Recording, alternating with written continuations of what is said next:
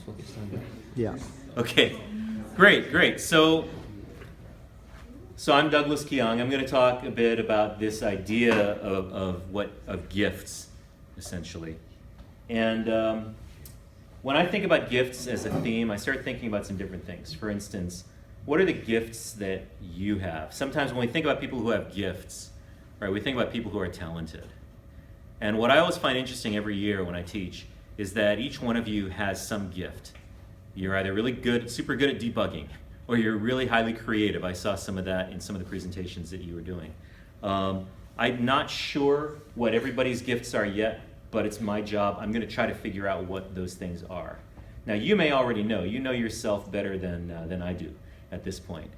But I'd love for you to take a few moments and think about what is it that you're really good at. And it doesn't have to be a big thing. It could be a lot of little things. Cats love me. I grew up with cats, right? And so like even strange cats, like they'll actually come up to me or they'll run away from other people. Cats trust me. I'm like a cat whisperer. And I think the other thing that I'm good at is I can fall asleep on airplanes. Like sometimes like right even before the airplane takes off, I'm like asleep. And when I wake up, it's like we're coming in for a landing. And as I've gotten older, it's become like, I appreciate that now. That's actually I used to be bummed because I'd miss a lot of the flight, But now it's pretty amazing. So long flights don't really seem that long to me. So I think you all have something that you're good at. So I'm not going to ask you to share it, but take a minute or so and think about what is it that you're really good at. And then hold on to that, because I think that awareness of something that you're good at, that's like a little gift you can give yourself when you're kind of bummed out or when things aren't going your way. Think about what are the things that I'm good at. Now for me, I started at Punahou back when in kindergarten, basically. So I've spent, I was here for 13 years, and then I graduated, I went to college. But that's a picture of me when I was in 3rd grade, I think. So I remember running around the Winnie units, and Winnie units were pretty new back then, and now they're like, they're getting replaced. And then I ended up going to college, and the thing is, you don't always, sometimes you think you know how your life's going to turn out. When I was at Punahou, I was actually a terrible math student, and so I had this fundamental misunderstanding of statistics that I kind of knew. So that previous picture was Harvard. And I wanted to apply to Harvard and Yale and a lot of the Ivy League schools. And because I fundamentally misunderstood math, I kind of assumed at that time there was about an 8% acceptance rate. If you multiply the acceptance rate, 8% times 16 schools, which is what I applied to, you end up close to 100%. So I figured one of them was going to make a mistake and let me in. And that actually didn't happen. So, basically I can say that I've been rejected from some of the top schools in the country. In fact, most of the top schools. Well, they all rejected me. So I ended up going to another school, which actually turned out okay. So I ended up going to Tufts University. And because I kind of didn't know what it was that I was interested in, I ended up studying English. And English was kind of the major at that time, where if you didn't know what you wanted to do, you kind of became an English major. And I didn't really know what I wanted to do, but I knew I needed to have a degree. And I knew I liked to write and I liked to read stuff.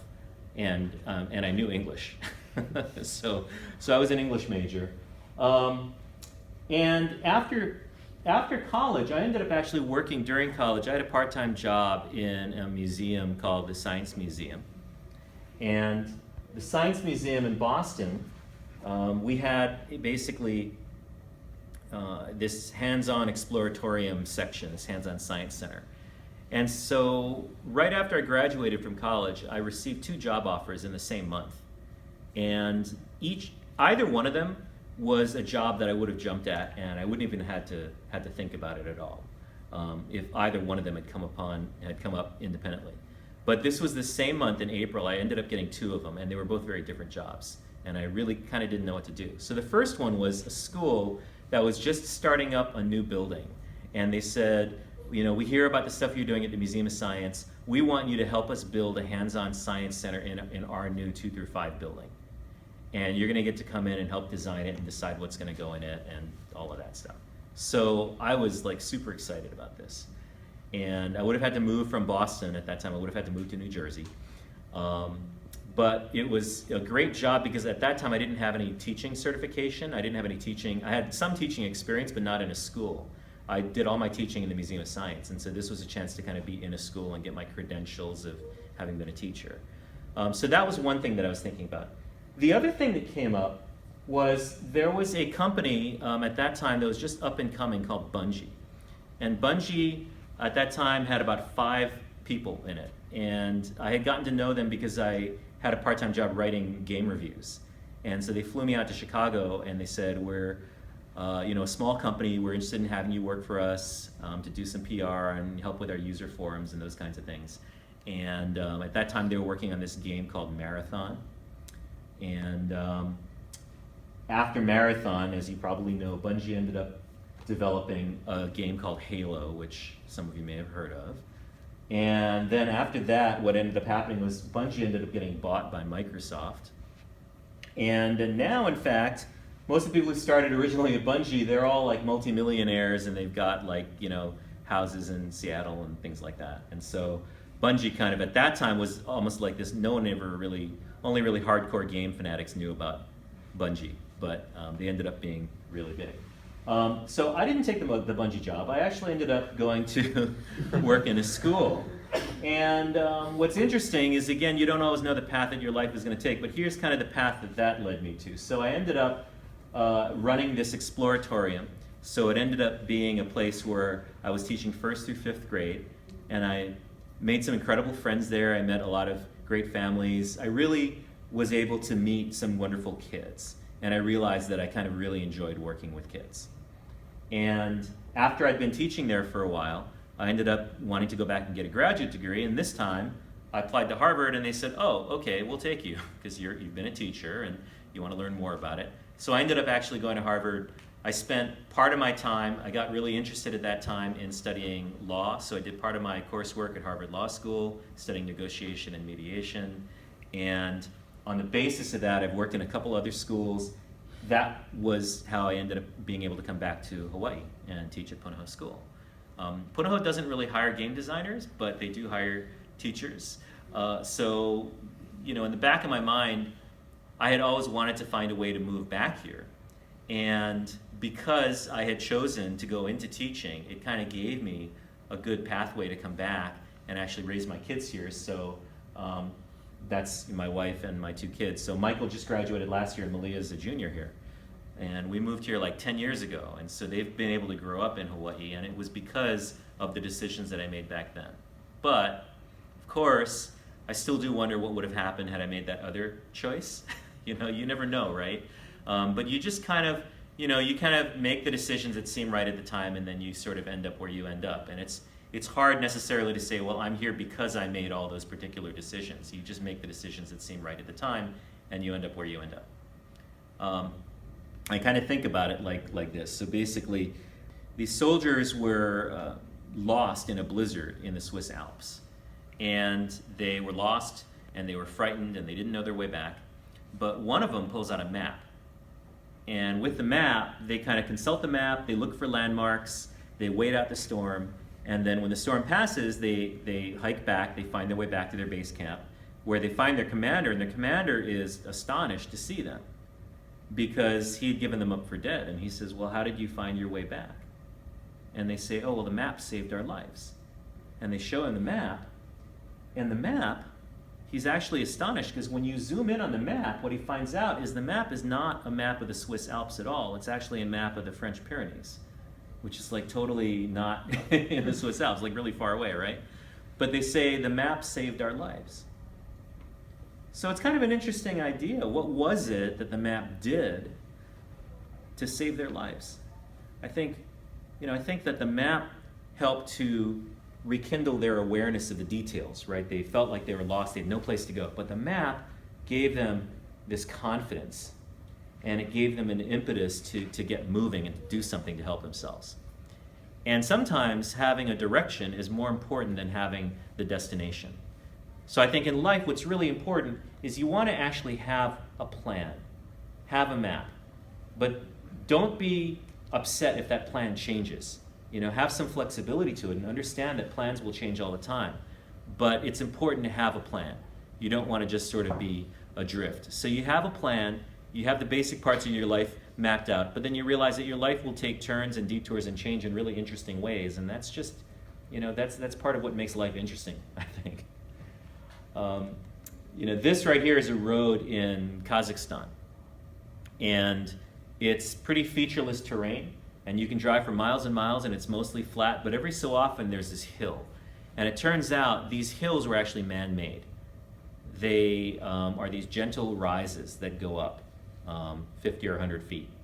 And they kind of fill this otherwise featureless terrain. And when you go 40,000 feet up in the air and we take these satellite photographs, you start seeing some interesting things happen. This right here is a ring. This is called the Bestamsko ring in Kazakhstan.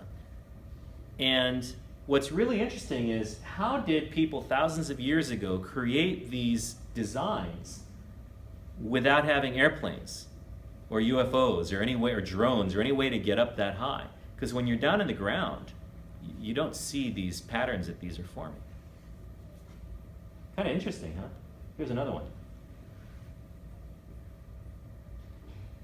So when they actually did some research into this, what they realized was that, of course, people didn't have UFOs or flying saucers or planes back then.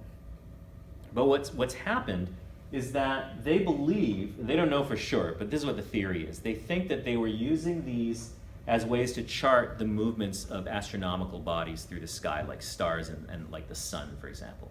And so as the sun traveled over the Earth in this predictable fashion, at the same time, every few days or every day or every month, they would construct one of these things. And over the course of time, what happens is you get these patterns. But at the time they were doing it, they had no idea that they were doing the patterns, right? So when I think back on my life, what I think about is, I had no idea where my life would end up. But when you look at these things, we tend to assume that there was an intentionality where there wasn't any. These people were just kind of doing what they felt they needed to do at the time. And it's when you step back and you look at the whole thing that you see these patterns being created. And these are some pretty astonishing patterns. If you asked me now to go out on the ground and create a pattern like this, I don't even know if I could tell you how to do it. Even with modern machines, I don't know if I could do it, right? It's kind of the same thing with any achievement, right? Any big thing that you've done, or if you look back on your life, Steve Jobs once said, you can't connect the dots going forward, you can only connect them going backwards. And I think there's a real truth to that. If you live your life in the right way and you just take each decision as it comes to you and you try to make the best decision you can, when you look back on things, people will assume that there was this intentionality, this grand plan, this grand scheme. And maybe there was a plan, but it might not have been that plan, right? But it was some plan.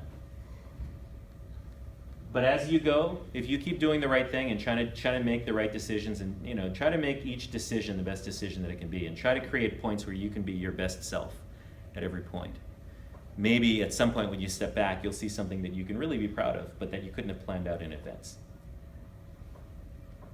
So the other thing that I think about is, when we talk about gifts, besides the gifts that are kind of innate, we also have gifts that we were given. And when I think about the talents that I have and the interests that I have, a lot of them are a combination of things that I've gotten from other people that I admire. So, for instance, it actually took me a while, but I realized that I actually enjoy the study of law. If I weren't a teacher, I probably would have been a pretty good lawyer. The reason why I didn't do it was because when I was growing up, my dad was a lawyer, a pretty successful lawyer. And I was pretty sure that I did not want to do what my dad had done. I wanted to be very different. And so, looking back on it now, it's like, oh, okay, I like writing, I like reading, and there's probably a reason I was an English major. But there are things now that I admire about my father that I didn't see back then. But the truth of it is, there were a lot of gifts that I got from being close to my dad and seeing how he did things that I've kind of picked up from that. My stepfather, my folks were divorced when I was really little, and my mom remarried, and my stepdad used to constantly, I'm sure he still does this, he would go up and talk to people, like just total strangers. Like if we were standing in line at the bank, he'd start talking to the person standing in front of him, and he'd say, oh, so, what brings you here? Or, oh, how's your day been? And I'd be like, oh my God, Dad, please don't do that. Oh, it's so embarrassing. It's so awkward. It's like, come on, you don't even know these people. And people sometimes would be a little startled, but what I notice is that when you take the time to start talking to someone, generally people kind of respond. And he'd get into some really interesting conversations with people, and then he always remembered people. And so there were times when somebody would recognize him and say, oh yeah, I remember you, and then they would do favors for him, or he'd do favors for other people, and it would, a lot of the time, would come back around again, kind of like in a good karma kind of way. And I've tried to take that from him so that now, even in my everyday life, I try to be curious about other people. And I find in general, like, I actually really like people in general. I mean, people can be mean, but generally everybody has a really interesting story. And there's a mystery to everybody. Like, what is it about them? What is it that they're good at? What is it that they enjoy? What is it that brings them happiness? These are all things that I'm curious about. And I find that the more curious I am about other people, the more interesting my life is, and it also comes back to benefit you in all kinds of ways that, you know, are sometimes unpredictable. So that's something that I've kind of gotten from my stepdad. And then one of the other things that I do, like, I notice I like to tell stories, and that's been a really effective way to communicate with people, because people love stories, and stories are just a really effective way of communicating. And my high school roommate was named Bill, and Bill was from Maine, and he constantly would tell stories. He'd say, oh, that reminds me of a time when blah, blah, blah, blah, and he'd launch into the story. And it always had a beginning, a middle, and an end, and sometimes a little lesson at the end of it. But it never seemed didactic. It was always just super interesting. So he's just a really neat person to talk to. I kind of imagined, you know, when he was growing up, he's probably just spent time sitting around the bonfire in Maine just telling stories. So I think my love for stories kind of came from my college roommate. So there's things, and then there's, of course, all these other people that I have in my life that are important to me. So I'd love for you to think about, who is someone that you admire? And why do you admire that person? And so for this, you can turn to the person next to you and kind of talk to them and kind of see who's someone that you admire and why. So I used to love this book. So this book, I still do. It's called Illusions by Richard Bach. And the story in Illusions is basically a story, it's a fiction story, but it's about a guy in the Midwest who meets this very enigmatic kind of pilot, this guy who just flies in this biplane, this old biplane, flies around the country. And he has these words of wisdom. It's sort of part like philosophy and part really gripping short story fiction. But it's really interesting. One of the sayings that he has is he says, there's no such thing as a problem without a gift for you in its hands. You seek problems because you need their gifts. And when I first read this, I thought, well, wait a second, I don't seek problems. Problems just seem to find me, you know, whether I want them or not. But since then, what I've started to do is think about the fact that, you know, in many ways, the way that I solve problems kind of helps determine who I am. And I am the person that I am because of a lot of the problems that I've come upon. So I start thinking about problems as opportunities. I mean, I still don't like having problems, but in fact, so much of my life is spent trying to solve problems that in some ways that kind of gives me purpose. When I was a kid, my father was in the Marines, and I remember driving out to the pineapple fields to watch him jump at night. Like, we'd go out at night, and we'd look up and we'd listen for the sound of the plane, and we'd see all of these little chutes kind of open up, and they'd all land down in the field. And I remember thinking that when I get to be old enough, I want to learn how to be a skydiver, and I want to jump out of airplanes also, like my dad did. And so when I was in my 20s, so after I'd taken the teaching job, I was living in New Jersey, I went to a drop zone in New York, and I called them up and I said, can I learn how to skydive? And they said, well, you know, to get your skydiving license, you need to take these 7 levels of jumps. You have to like pass, each jump gets more difficult than the other one, but you have to prove that, first of all, you're not going to kill yourself, and secondly, that you can actually control yourself in free fall, and you know. But the first thing you need to do is you need to take a tandem jump. So you need to go up with somebody else who already has a skydiving license, very experienced, and you clip onto their front, and the two of you go out together under one big parachute. And I said, well, I don't see why I should have to pay $250 to do the tandem jump if I already know that I want to learn how to jump. I thought that it was something where the reason you take a tandem is to figure out if this is something you really want to be doing. And I already knew that I wanted to do it. And they said, well, no, our policy is you need to take the tandem jumps. I said, okay. So I signed up for it, And I went to the drop zone around 7 in the morning with my wife, and we had to wait, basically. It was in, drop zone's like a big outdoor airport, like with no real permanent buildings or anything, just a lot of tents and stuff, and like one airstrip. And so I ended up waiting in the sun for about 4 hours. I didn't bring any water, and I think I might have skipped breakfast, but I sort of stayed there and I was totally amped up and excited. And we get in the airplane and we kind of go up about 2.5 miles to altitude, and they kind of open the door to the plane and the whole plane fills with wind, and then we kind of jump out of the airplane together, more like fall out of the airplane together. And when you're in free fall, it's kind of like if you were in a convertible and you stuck your head and body out of the top of the convertible going about 120 miles an hour. Like that much wind, that's what free fall is like. It's a tremendous amount of wind. And then when the parachute opens, you feel this huge tug as the chute opens, but then everything's very calm and peaceful, and you're kind of like floating around in the air, almost like you're under a hot air balloon almost. Only you don't see any like balloon, right? I mean, you don't see any like cage. You kind of look down and there's your feet and then there's the ground, like way down there. And so we're kind of flying, but it was really cool. And he was teaching me how to steer the parachute.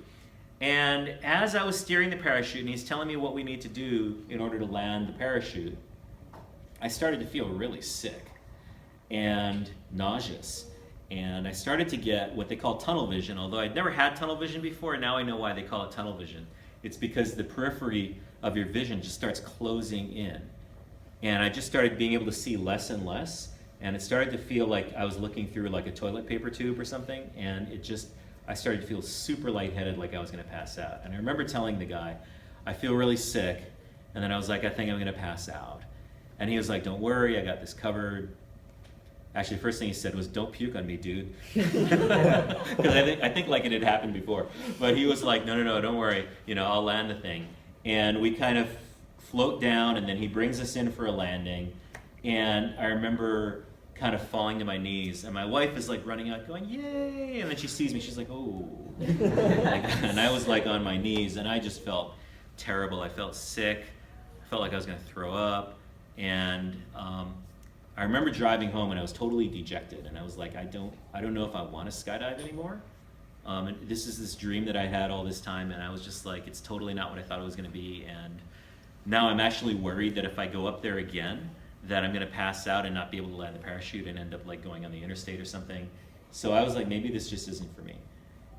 And I started thinking about it, and then the drop zone called back like a couple days later. They're like, hey, you made this reservation for level 1. Do you still want to come back and learn? And I was like, I don't know that I want to do this so much anymore, but I had to talk it over. I talked it over with my wife, and she kind of helped me think through it, and I realized that I didn't know if I wanted to skydive anymore. But what I did know was that I didn't want to do something that frightened me so much. And because that was how I felt, to me that became a reason to go back and jump again. Because I didn't want my last experience to be something that frightened me so much I didn't want to go back and do it. And I realized that after only one jump, it was hard for me to come to a conclusion about how I felt about skydiving, because I was so new to it. So I felt like I owed it to myself to go back and do another one just to be sure. And so I called them back and I said, I want to schedule another tandem jump. And they said, are you sure? You already did one. You don't have to do another one. And I said, no, I think I need to do another one with somebody else with me, because I need to prove to myself if this is something that I'm really going to enjoy, or if it's something that I'm just not cut out to do. And that's probably one of the most frightened I think I've been of something, and then still gone back and done it. So anyway, I was terrified about it. I went back and I did it, and it was all good. This time I ate breakfast and I drank lots of water and stayed in the shade. And then when I went up and we went out, it was just and so I ended up making a ton more skydives after that. I went back and I went through the 7 levels of skydives. I got cleared. I bought my own parachute. I started going up to the drop zone like every weekend and jumping. I used to skydive like other people surf. Like I'd go to work with my rig on my shoulder, and then as soon as my last class was over, I'd throw the rig in my car. I'd drive up to the drop zone and make a couple of jumps before sunset. So now I have over 250 free fall jumps and master level skydiving license. And so it became a big part of my life, but it's something that I would never have done if I'd stopped because I was afraid of it. And right around that time, there was this brand of gear that came out, like the designer brand called No Fear. And I remember it always bothered me to see that, because for me, courage is not the absence of fear. If you're going to jump out of an airplane from 2.5 miles up and you're not afraid, there's something wrong with you. It is scary.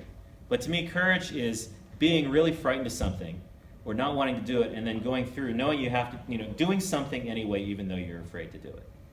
And in some contexts, I think maybe knowing what the right thing is and doing the right thing anyway, in spite of all the obstacles. To me, that's truly courage. If somebody showed up and they wanted to jump with me and they had a No Fear Stein on their helmet, I just said, no, I'm sorry, I'm not gonna, you're dangerous.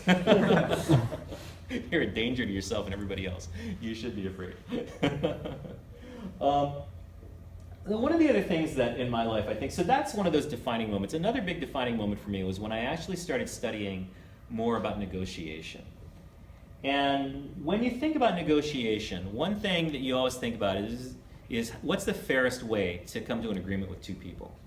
And so if you take a look at, if you had an orange and you wanted to split the orange between two people, the fairest way to split that orange is probably to just cut it in half. Like if you don't know anything about the other person, right? Because if we cut it in half, we each get the same amount, right? Fair is fair. But let's say we talk to each other a little bit more, and we realize that I actually want the orange because I want the zest, because I'm gonna make a cake or something. And then maybe you want the orange because you actually want you want some juice in the orange. If we know about that, then we might come up with another way to split the orange so that we each get twice as much as we would have ordinarily gotten.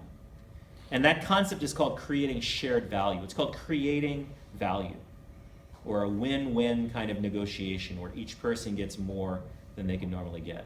And I used to think in terms of negotiations that it was very black and white. Like in order for me to win, you've got to concede something. And we each have to make some concessions and then we both walk away, If we can work together, if we understand more about each other and what's important, we can actually create value that wouldn't normally be there. We can come to a creative agreement that gets each of us what we need. And that's an understanding that is sort of fundamentally different from what most people think of in terms of negotiation. And so there are two books that I waited a long time to read these because I just didn't know about them. But if you know about these now, if you read these books, this is like a life-changing kind of book. So Getting to Yes is talking about really thinking about negotiation as an opportunity to create value for all the people involved. Difficult Conversations is another one about how to have tough conversations with your parents or your friends, how to find ways to reach a common ground. So these are both really excellent books. I can kind of try to give you some examples. The whole point of this, this doesn't work if you're not willing to talk to people. And so my stepfather, always going up and talking to people and asking them a lot about what what makes them tick. If you're willing to do that, you'll actually find ways that you can help people come to common terms a lot more frequently. But you have to be willing to talk to people. So I remember when I was in graduate school, my wife and I, we had a little baby, and we were living in North Cambridge. We were renting from the landlord, and she lived right below us, and we had the upstairs apartment. And at one point she came up to us and she said, "Oh, I need to raise your rent by $200. And we were like, oh my God, we're living paycheck to paycheck. Like $200 a month, that's a lot of money for us. So we were freaked out because we were thinking we might have to move out, and why is she telling us now? And we couldn't understand. Is she trying to force us out? We didn't understand why she was raising the rent. And when we tried to talk to her about it, she just got more mad and defensive. And she told us, you've been paying less rent than you should have been paying all along. Like, I've been charging you less money for the last 2 years than I could have if I were having somebody else move in. Like, if somebody else came in off the street, the value of what you're renting is worth more than what you've been paying. So, in fact, I'm just bringing it up to what it should normally be.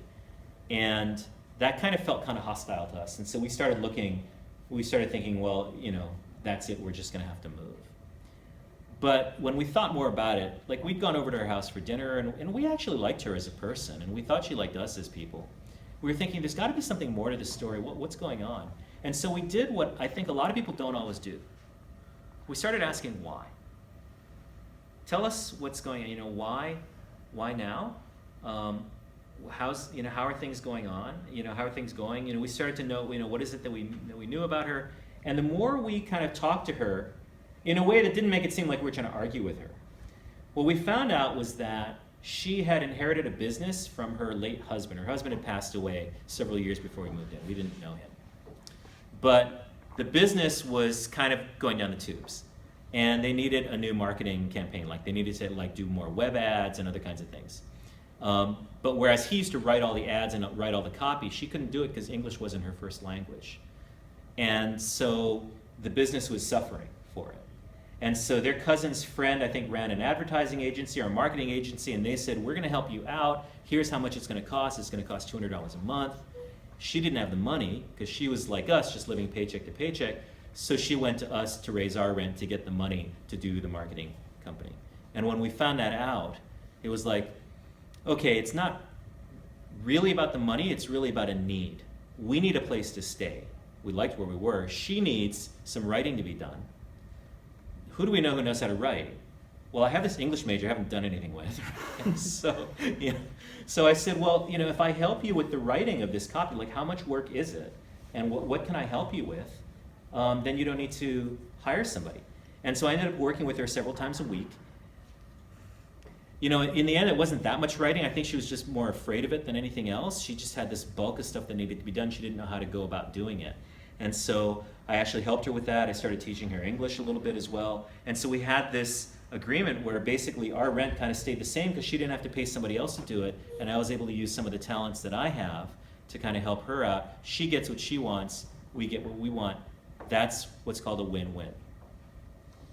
And that's where we created this value. But that would not have happened if we had continued to be kind of, you know, very defensive and she had been defensive and we had moved out in the end. Like, we would never know that this other solution could have come about.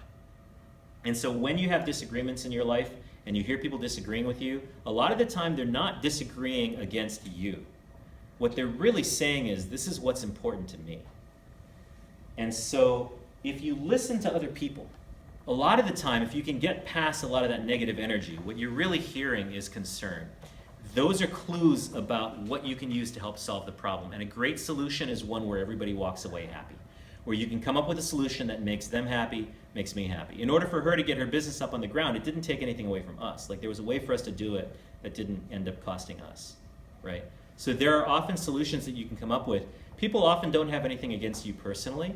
They just want to make sure that their needs are satisfied. And usually those needs are not directly opposed to what you need. They're just in addition to. So whatever solution you can use or come up with that can satisfy everybody's needs, that's a solution where everybody wins. And that's how you resolve a lot of negotiations. So, you know, again, problems have gifts. Problems can tell you more information and you can get more from other people that way.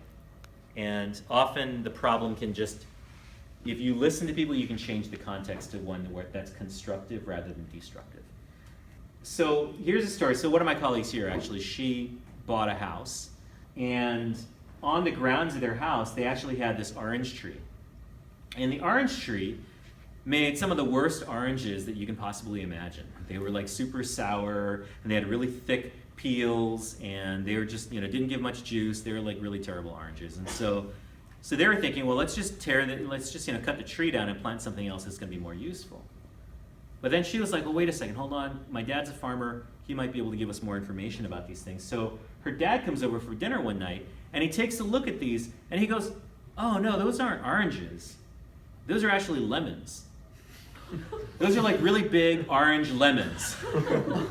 And the funny thing is, as soon as they found out that they were lemons, they were like, oh, wow, these are really sweet.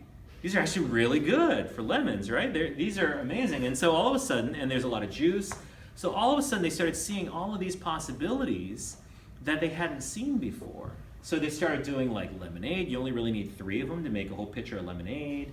They started doing like key lemon pie instead of key lime pie because they could use these special lemons that they had. And now all of a sudden, this tree is like this treasured part of the house. But the funny thing is, the fruit didn't change, right? What changed was the context. As soon as they stopped thinking of them as really bad oranges and started seeing them as really sweet lemons, all of a sudden, all these possibilities opened up.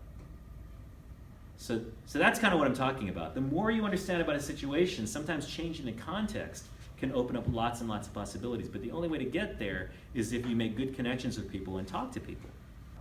So the third way of thinking about a gift, like I think about gifts in terms of talents. I also think about gifts in terms of things that other people have given me. But I also think about it in this way. What good can I create? And by extension, what good can you create in the world? How can you give gifts to others? How can you make a difference in other people's lives and actually create things or build things either with code or in other ways that kind of help people? So I'd love for you to think this year about what are the different ways that the work that I do can benefit other people.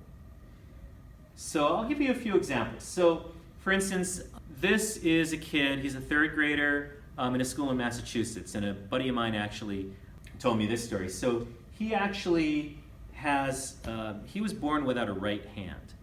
So he's gone through a whole series of prosthetic arms. And the problem with a prosthetic arm is heavy and they're expensive. They cost $30,000 to $40,000 for a prosthetic limb, right? And this is an active kid. He's running around all the time, so his arm is growing. So it means that constantly you're having to buy a new arm to kind of fit his arm. And so what this class did, and I think there was a class here at Punahou that did this last year, they worked with a group called eNable. And what eNable does is they provide schematics and plans as a starter template to actually create a 3D printed prosthetic hand.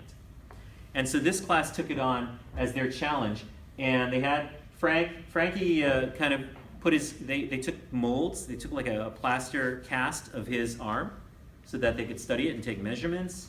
The thing about prosthetic hands is if you're going to print one out, the reason why you can't mass produce these and just buy them off the shelf is because each one has to be built specially to fit the dimensions of every arm's a little bit different. And so they had to take pretty precise measurements all down his hand and kind of plan out what it would look like. And they actually went in there and they modified the model on a computer, and then they connected it to a 3D printer where they could print out another hand, specifically custom fit to those dimensions. Now the cool thing is, the prosthetic limbs normally cost $30,000 to $40,000. You can 3D print one for about $50. So they were able to print these hands, have extras in case he lost his hand. And the really neat thing was, because it's so inexpensive, you have these different designs, they were able to make a bunch of different ones for him. So he's actually got one that's got 5 fingers that are fully articulated, which are good for detail work. He's got one that, I think it just has 2 pinchers, and there's a lot more torque on these, so you can actually pick up heavier objects with these 2 things. And then he might even have one that's got a claw or something, So he can wake up in the morning and he can be like, well, what hand do I want to use today? Do I want to bring the claw? Or do I want to bring, the fine motor skills hand? And so what was really cool about it is that they were able to do this for him. And other kids in his 3rd grade class started to be a little bit envious. They're like, wow, I've only got 2 hands. He's got 5 hands. And so this thing that usually people tend to think of as a disability, for him it almost becomes, it changes the context. Now it's like an extra ability. Now he's actually proud of his hands and what he can do. And so that's a really kind of a neat connection. That is a win-win, right? We've created value here because of this connection that we've made. Here's another example. And this actually happened in this class. So I had a student go on and work with a teacher who, she was actually a mom, and she had developed a way to teach autistic kids how to count. And she had no way to get it out to other people. And so he actually built an iPad app that allows you to teach, the kids can go through on their own and they can learn how to count. And so what's really neat is this app would have never been created if it weren't for this connection between this mother who really didn't know anything about creating apps and my student who actually didn't know anything about autism when he started. But now they each know a whole lot more. They've created a lot of value out of this thing because of that connection. So connections are super important. Here's another example. Another one of my students did an app. He worked with a local child psychologist who works with children whose parents are getting divorced. And so my student kind of worked with him, and he created an app that allows kids to tell their feelings through artwork. And he's got a bunch of different activities here. It's made for kids and their parents to kind of go through together. So a lot of these terms that kind of come up that seem scary if you don't know what they mean, there are like these flashcards so they can start to learn about some of the vocabulary they might be hearing. And what was neat about this story is that this started out just as a project for this class, but it ended up being something a whole lot more meaningful because it became a way to help other kids whose parents were also getting divorced. So very powerful project. So as you go through just, my class, other classes, think about constantly what good can you create? What kinds of things can you build that are going to help other people? Because I think you all have gifts, you all have talents. And more, I think you will be placed in positions of leadership where you can lead others. And as a leader and as a role model, I often think about this idea. So there's this story called Stone Soup. You may remember from when you were a kid. So in Stone Soup, there are these soldiers who kind of come to class. They come to this town, and they're starving. So they say, "Well, we need some food." And the village says, "Well, we don't have any food here." And they say, "Well, that's okay. We'll make stone soup." So they pull these stones out, and they say, "We just need a pot." And so the villagers bring a pot, and they rush to put these stones in the pot. They fill it with water. They heat it up, and then they try it. And of course, it's just hot water, right? So they're like, "Well, it's a little thin. It needs some spices." So somebody else says, "Oh, well, I've got some salt and some pepper and some herbs." So they put those in the soup. And that reminds some other people, "Oh, wait a second, we've got some vegetables in their garden." So they pull in some vegetables. And then as they try this vegetable soup, somebody says, "Well, it'd be really great if it had some meat in it." So somebody says, "Oh, I've got some leftovers." So they bring some leftover meats. And everybody starts adding a little bit of what they have to the soup. And in the end, it kind of brings the entire village together, and they have this wonderful stone soup that the strangers brought. And so the funny part about the story, right, is that the strangers, they didn't bring anything, right? They just brought the rocks. But for me, like my moral from this story is if you don't have those strangers coming to town, you don't get any soup. Even though all that stuff was there in the village, they were all latent gifts. You needed somebody to be that catalyst. You needed somebody to pull all of those things together. And that's what a leader does. If you're a gifted leader, what you're doing is you're getting to know the people around you. You're getting to know the people at your table, in your section, in the class. And what you're doing is you're listening and you're asking questions, you're asking why. You're not letting disagreements end up being the zero-sum kind of, in order for me to win, you have to lose. You're helping to bridge disagreements by getting people to create shared value together. That's ultimately the big job of a leader. The leader doesn't come to the group and say, "Here, try this wonderful soup that I brought fully formed." That's like that person who goes to a group project and like does the whole thing. That's not being a leader. A leader is somebody who kind of pulls out the values and sees value in each person and sees gifts and talents that each person has. That's really hard because you have to be able to lean out of your comfort zone a little bit and get to know people. But that's leadership. And when you can do that, you come up with this amazing thing. Sometimes they'll think it's your soup. They'll be like, "Oh yeah, our leader was awesome. This is their thing." It's not.